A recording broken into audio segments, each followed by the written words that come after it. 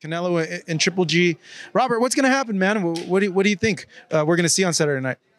Man, you know what? I think after Canelo's last fight, I think he's coming back stronger. You know, he's motivated to go out and do a performance. You know, I think he's going out there to try to knock out Triple G.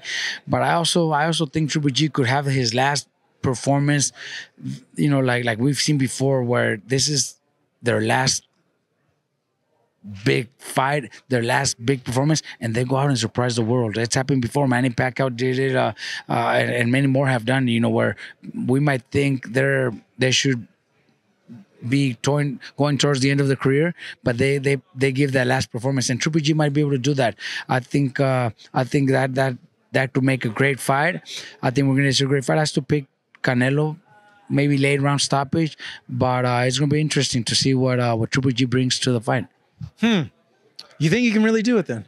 Like if he's the one to be able to beat Canelo, like compared to just based on what happened and all that, and what you were saying, like how Manny and these other old fighters have been able to pull a rabbit out of the hat.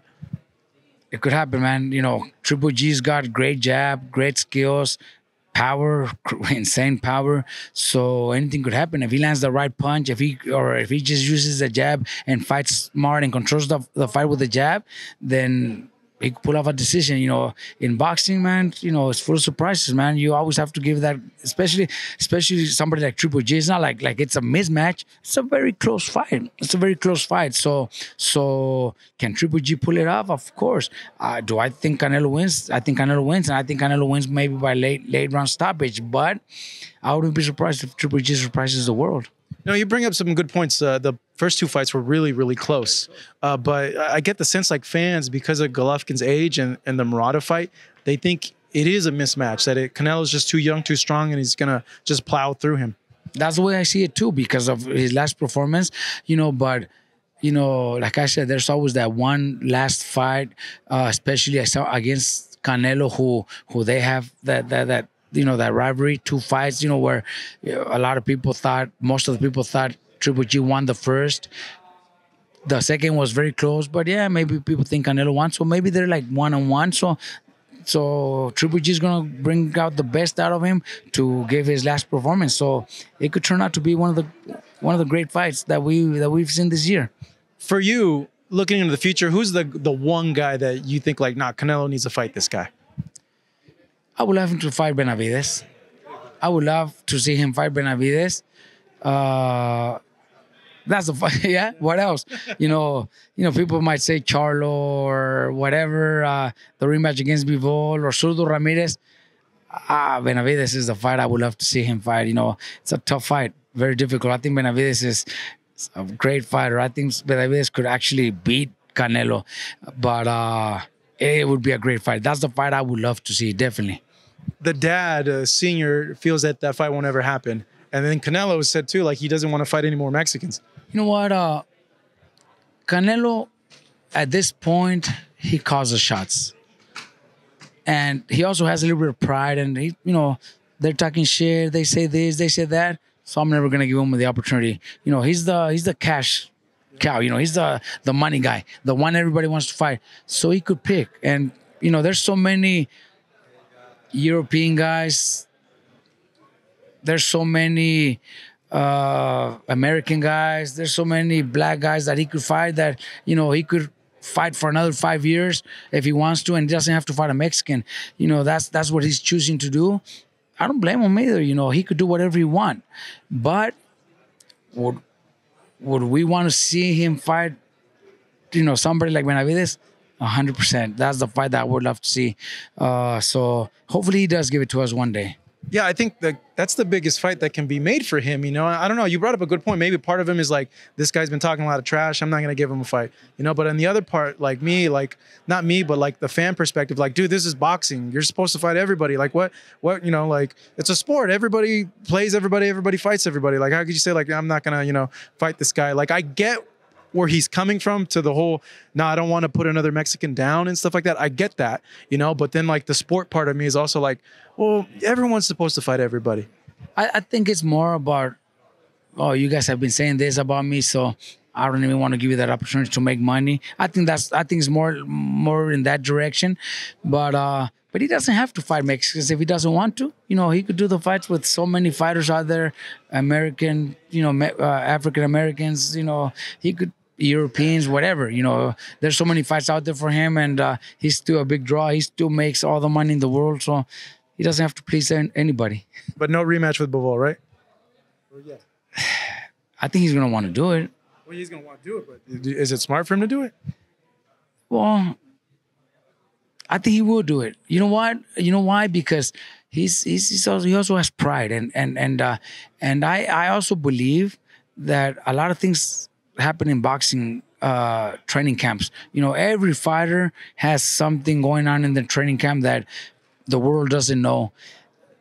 Him gassing out or at least showing, taking deep breaths, after the fourth round, it's a big sign of something must have happened in training camp. COVID going around. Maybe he got sick and he just didn't want to mention anything. Maybe he didn't want to cancel. Maybe he got an injury that he just doesn't want to talk about. Maybe personal problems. So much things happen in boxing, man. A lot of people don't see it like that, but they only want to see the day of the fight. But you went through at least 8 weeks of training camp where a lot of injuries happen, a lot of personal problems, a lot of people get sick. COVID's going on, like I mentioned. So something like that could have happened, and that's why maybe he had the performance he had. I think in a rematch, if he's 100%, I think he could do much better, maybe even pull it off. Never know, man. Never know. Bam's fighting this weekend, Robert, but what I'm excited about is if he gets past this, the future. Someone told me that maybe a fight with Roman Chocolatito Gonzalez could be in play. When you look at Bam being so young and taking the challenges that he's taken, I guess, how proud are you, man, of this kid and where he's gone in the last year and a half? Well, you know what? I'm very proud of this kid because, I've known him since he was 10 years old and 12 years old, I think he was, and coming to my gym since he was 15 to train with us, turn pro with us and everything. So what he's accomplished, just the person that he is, I am very proud of him. His brother also, Joshua Franco. But you know what? You said you heard. I really don't even know who you heard from because I don't think Bam would fight Chocolatito because that's something that Mr. Honda doesn't want it to happen. So we would rather move down to 112 and challenge any champion at 112 with Bam. That would be my perfect plan, obviously. But we have a team, we have a promoter that's gonna make us some offers. But I don't think it would be against Chocolatito because Mr. Honda would not want that fight to happen.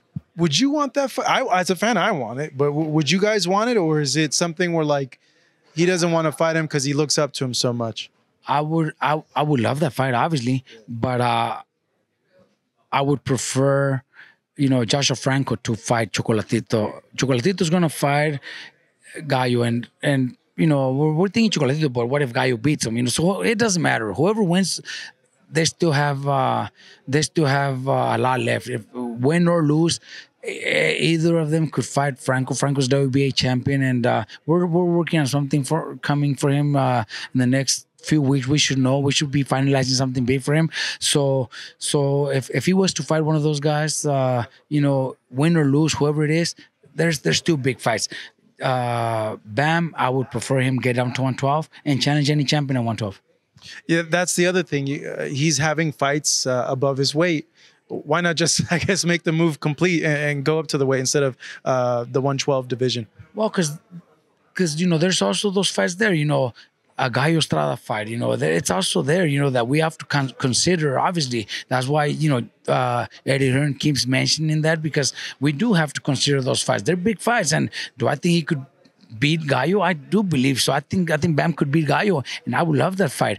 But me as a trainer, manager, I would prefer him to get down to 112 because he was a 108 pounder. Last year in October, he was supposed to fight for the 108 title, and then in February he was getting ready for a 108 fight. He was ready, and then five days before the fight, 5 or 6 days before the fight, is when they called me, asked me if he was crazy enough to move up to 115 to fight Cuadras, and we said yes. And now he's been defending at 115, but at least 112, I think he belongs.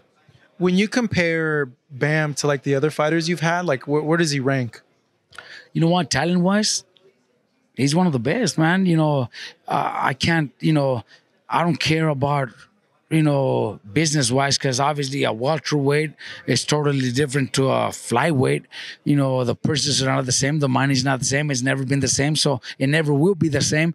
But I talk about talent, and I've been saying this 4 years ago, 5 years ago. Bam is one of the most talented fighters I have, because he is. Even though there was some fighters, some dads that would disagree and maybe tell me, no, my son is the best fighter you have.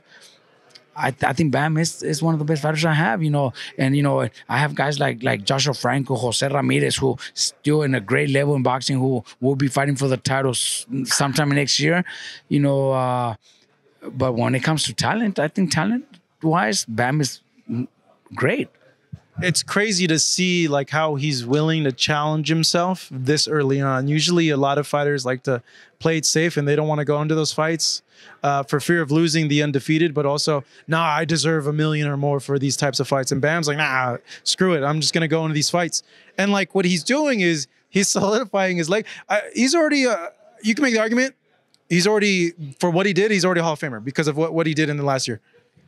You know what?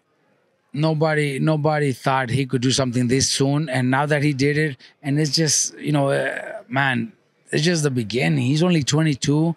He's got so many guys out there that he could fight. That's gonna like you said, he already is a Hall of Famer, but there's so much more, man. So many divisions also, because I think this kid at 22, I think he could be 4 or 5 division champion, maybe even 6 divisions. I think he's got the talent, the skills. He's not that small either. He's got good size to grow into being a featherweight one day, maybe even a super featherweight, because he is that talented.